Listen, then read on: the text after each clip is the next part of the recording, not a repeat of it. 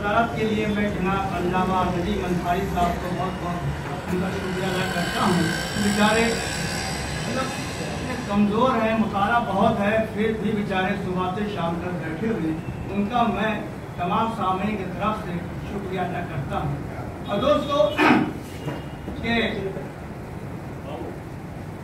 हिंदुस्तान में बहुत कम, मैं समझता हूँ अक़वामी सतह पे 3 शख्सियतें ऐसे हिंदुस्तान में नहीं बल्कि गुजरात में पैदा हुई हैं। और मैं ये समझता हूँ कि जैसे इन तीनों भाइयों ने किसी दरगाह के हुजरे में ये तय कर लिया हो कि देखो मोहम्मद अली तुम्हारा ज़ौक़ जो है, तुम्हारा शेरी ज़ौक़ है, इस वास्ते तुम शायरी करो, और मज़हर अलवी तुम्हारा ज़ौक़ जो है तर्जुमानी का, तुम जो है आप तर्जुमानी का फ़र्ज अदा करो। और मेरा जो है, मैं झूठ को सच नहीं कह सकता, दिन को रात नहीं कह सकता हूँ, इस वास्ते मैं जो है तनकीद और फिक्शन को ही महफिल सजाऊंगा, महल बनाऊंगा। तो दोस्तों, लेकिन अफसोस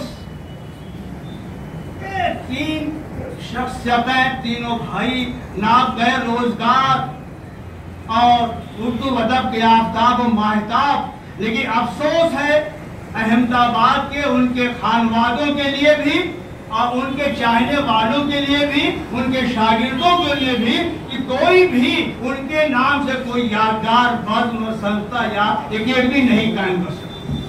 कसम खुदा की कहता हूं मैं, यकीन से, अगर ये वारिस हुसैन अलवी या जब दिल्ली में पैदा होते, दिल्ली में इंतकाल होता या बॉम्बे में होते ना, उनके नाम से शानदार एकेडमी कायम की जाती हो। लेकिन मैं शुक्रिया अदा करता हूँ कि उनके जो है जिंदगी में जो शानदार जश्न मनाया गया, उसके बाद ये इनको बहुत बहुत मुबारकबाद मैं देता हूँ शफी हाशमी साहब को कि उन्होंने उनकी अजमत, उनकी मतलब जो है नाम से ये वारिस हुसैन अलवी साहब पर सेमिनार किया। वाकई तमाम उर्दू वालों तरफ से मैं इनका बहुत बहुत शुक्रिया अदा करता हूँ कि उस आदमी को जाने वाले लौट कर नहीं आते, जाने वालों की याद आती है, उनकी याद, उनकी मोहब्बत को इन्होंने जिंदा कर दिया है दोस्तों। और मैं एक अफसोस बात यह है, हालांकि मैं क्या बताऊं, 2 मिनट की बात यह है कि जब वो 4-5 महीने मरने से पहले मुझे अक्सर बुलाया करते थे, और जब उनको दिखाई नहीं देता था, कहते जिब्राइल तुम पढ़ो, हर किताब को पढ़ते थे, चाहे किसी बड़े मुसन्निफ की हो या छोटे मुसन्निफ की हो, पढ़ो तुम।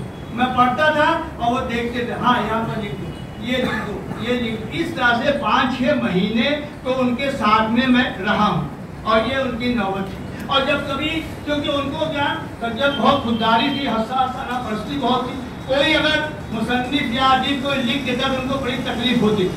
आप यकीन मानिए, मैं झूठ नहीं बोलता हूँ, वो फिर मुझे फ़ोन करते थे, जिब्रानी तुम वहाँ जाना, तो मैं ऑफिस छूट के वहाँ जाता, बोला आज तक बहुत उदास है, बहुत मलूल है, जिब्रानी तुम मोहब्बत की नज़्म सुनाओ।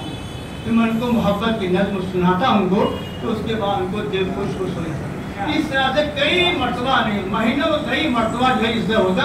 इस बात से अब मैं ये शेर पर से फिर पेश करके पूछना चाहता हूँ, एक उनकी तीनों की कब्र से ये रोज सदा आती रहती है, उनकी कब्र से रोज सदा आती रहती है। एक ना गए रोजगार थे हम लोग, सुनिए नदीम साहब, एक ना गए रोजगार थे हम लोग, जी शान और जी वकार थे हम लोग, अफसोस अफसोस न बनी बज़्म कोई हमारे नाम से, फजल रहमानी से मुश्कबार हैं हम लोग।